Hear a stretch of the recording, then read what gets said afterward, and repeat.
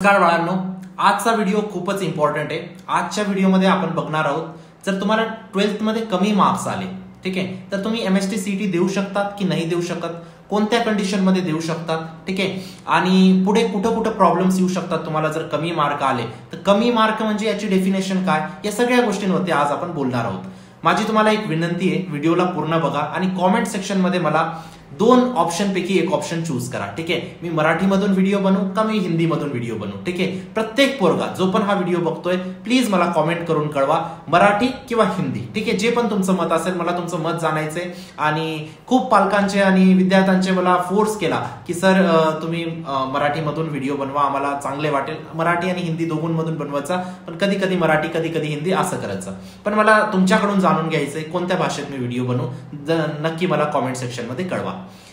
तर आज आपण बोलणार आहोत, तुम्हाला जर 12th मध्ये कमी पर्सेंटेज आले तर तुम्ही सीईटी साठी इलिजिबल असणार की नाही असणार, ठीक आहे, कोणत्या कंडिशन मध्ये असणार त्याविषयी बोलतो, ठीक आहे। त्याआधी मी तुम्हाला सांगू इच्छितो, महाराष्ट्राचा नंबर 1 क्रॅश कोर्स आणि मॉक टेस्ट आम्ही लॉन्च केलेला आहे, ठीक आहे। तिथं जरूर तुम्ही रजिस्टर करू शकता, तिथूनच प्रश्न तुमचे सीईटी मध्ये येतील, जास्तीत जास्त प्रश्न, याची मी गॅरंटी देतो तुम्हाला। तेवढा क्रॅश कोर्स आणि मॉक टेस्ट केल्यानंतर तुम्हाला काहीही दुसरं रेफरन्स बुक वगैरे काही यूज करायची गरज नाही। That is enough to get 99%, ठीक आहे। पूर्ण सिलेबस त्याच्यात कव्हर्ड आहे। महाराष्ट्राचा नंबर 1 यासाठी आहे, सगळे टीचर्स तुमचे IITians आहेत, त्या टीचरांनी तुम्हाला स्वतः महाराष्ट्रातून COEP, VGTI, Walchand, PICT, VIT, KJ Soumya, DJ Sangvi या कॉलेजेसमध्ये विद्यार्थी पाठवलेत लास्ट 10 वर्षापासून, लास्ट 5 वर्षापासून ते आमच्याकडे काम करत आहेत, ठीक आहे। आणि नक्कीच तुम्हाला फायदा होईल, म्हणून जरूर तुम्ही एनरोल करू शकता। प्रत्येक विद्यार्थी जो पण क्रॅश कोर्स मध्ये त्याची मी गॅरंटी घेतोय 95+% त्याला भेटतील, जर त्याने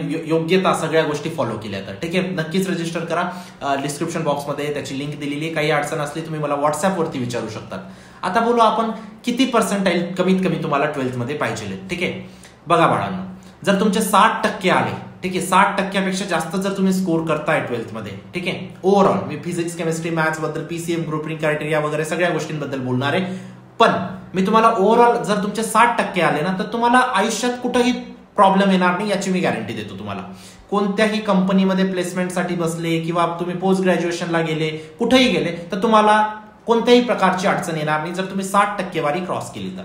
60% जर क्रॉस नाही झाली तर थोड्याफार ठिकाणी अडचणी येऊ शकतात, पण त्या अडचणींनाही तुम्हाला सॉल्व्ह करू शकतात। त्या अशा अडचणी असतात, जसं की प्लेसमेंटमध्ये भरपूर कंपनीज अशा येतात ज्या तुम्हाला सांगतात की ज्यांचे 60%च्या वरती गुण असतील त्यांना आम्ही 12th मध्ये जे 60%च्या वरती असेल त्यांना आम्ही इंटरव्ह्यूसाठी बसू देऊ, ठीक आहे। तर त्या प्रसंगी काय असं असताना 100 कंपनी जर येतात तर 100 मधल्या 50-60 कंपनी अशा असतात त्या सांगतात की आम्हाला क्रायटेरिया हवा आहे, पण 60-70% 40-50% कंपनीज अशा असतात ते सांगतात की आम्हाला क्रायटेरिया नकोय, ठीक आहे। आणि या कमी क्रायटेरियावाल्या ज्या कंपनी असतात त्या टॉप कॉलेजेसमध्ये येतात। जर तुम्ही टॉप कॉलेजेसमध्ये आता जर गेले ना तर तुम्हाला 12thचा पर्सेंटेज कुठेही विचारला जाणार नाही, कारण कंपनीज एवढ्या साऱ्या येतात तर तुम्हाला हा क्रायटेरिया ते ठेवत नाही की जे आम्हाला 60%च्या वरती असेल तेच द्या, असं ते क्रायटेरिया ठेवत नाही। त्यांना समजून जातं की भले 12thला कमी आलं पण याने चांगल्या कॉलेजमध्ये हा आलेला आहे, ठीक आहे, त्यामुळे तुम्हाला तिथं अडचण येत नाही। पोस्ट ग्रॅज्युएशनलाही त्याच प्रकारचा क्रायटेरिया फॉलो होतो, तिथेही तुम्हाला अडचण येत नाही, ठीक आहे। आता काय,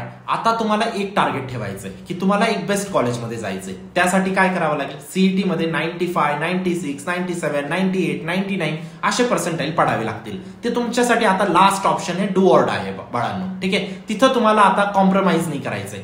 त्यासाठीच आम्ही जो क्रॅश कोर्स घेऊन आलोय ना, बेसिक पासून तर ऍडव्हान्स पर्यंत, त्यासाठी घेऊन आलोय, कारण बरेच असे विद्यार्थी त्यांचा काहीच अभ्यास झालेला नाही किंवा थोडाफार झालाय, है ना। आता ग्रुपिंग क्रायटेरिया बद्दल बोलतो की गव्हर्नमेंटने काय ग्रुपिंग क्रायटेरिया दिलाय। गव्हर्नमेंटने बोललंय की जर PCM, फिजिक्स, केमिस्ट्री, मॅथ्स हे 3 सब्जेक्ट मिळून जर तुम्हाला 135 मार्क असतील तर तुम्हाला इंजिनिअरिंग मध्ये ओपन कॅटेगरीमध्ये काही अडचण येणार नाही, तुम्ही ऍडमिशन घेऊ शकतात, ठीक आहे। जर 135 पेक्षा 134 राहिले तरीही तुम्ही घेऊ शकता, पण 134 पेक्षा जर कमी राहिलं तर तुम्ही नाही घेऊ शकत बाळांनो, ठीक आहे। तर 134 लिमिट हे लास्ट लिमिट आहे, ठीक आहे। त्याच जागेवर जर तुम्ही कॅटेगरीमध्ये तर जर तुम्हाला इंजिनिअरिंग मध्ये ऍडमिशन घ्यायचंय तर तुम्हाला 120 मार्क लागतील, 119 चालतील, पण 119च्या कमी नाही चालणार, ठीक आहे। हा क्रायटेरिया गव्हर्नमेंटने दिलाय। तर आता तुम्ही बघा तुम्हाला किती येतात, ठीक आहे, पण याच्यामध्ये मी थोडंसं माझे पॉइंट्स ऍड करू इच्छितो। बघा बाळांनो, खूपच सोपे आहे। जर तुम्हाला 135 मार्क पडायचे ना तर 45 गुण तुमचे PCM मध्ये पाहिजे। PCB बद्दल पण मी बोलेल, थोडंसं मला टाइम द्या।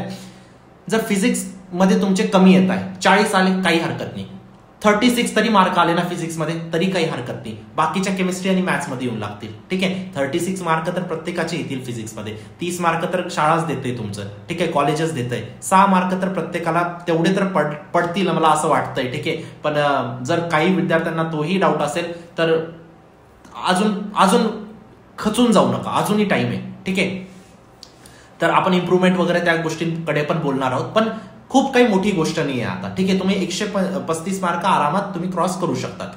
नंतरची गोष्ट, जर तुम्ही बायोलॉजीमध्ये पीसीएम बद्दल अजून मला काही गोष्टी सांगायत. केमिस्ट्रीला तुम्ही ऑप्शन ठेवू शकतात, कोणते सब्जेक्ट, हे तुम्हाला स्क्रीनवरती सब्जेक्ट दिसत आहे, हे सब्जेक्ट तुम्ही केमिस्ट्रीला ऑप्शन ठेवू शकतात. ठीक आहे, पीसीएम मध्ये जर इंजिनिअरिंगसाठी, पीसीबी मध्ये तुम्ही फक्त बायोला इंजिनिअरिंग साठी रिप्लेस, बायो मध्ये तुम्ही मॅथमॅटिक्स रिप्लेस करू शकतात फार्मसीसाठी. ठीक आहे, पीसीएम किंवा पीसीबी तुम्हाला लागतो, पीसीएम राहिला तरी तुम्हाला फार्मसीमध्ये ऍडमिशन भेटतं.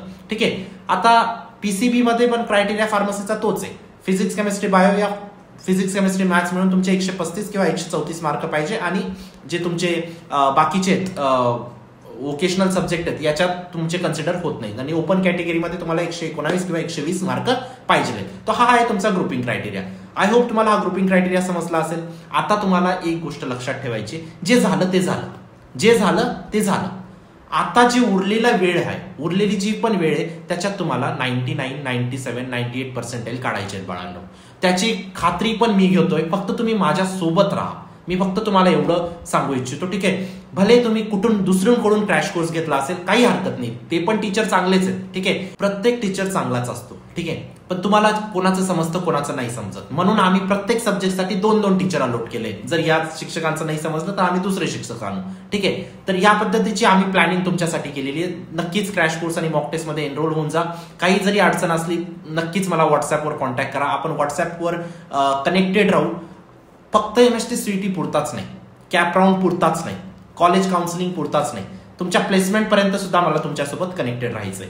ठीक आहे, तर भेटू आपण नंतरच्या पुढच्या व्हिडिओमध्ये. मला नक्कीच कळवा कसा वाटला तुमचा हा माझा पहिला मराठी व्हिडिओ. कॉमेंट सेक्शन मध्ये तुम्ही मला नक्कीच सांगा, मराठीमध्ये व्हिडिओ बनवू किंवा हिंदीमध्ये बनवू. ठीक आहे, भेटतो मी तुम्हाला नंतरच्या व्हिडिओमध्ये. Bye, take care, thank you.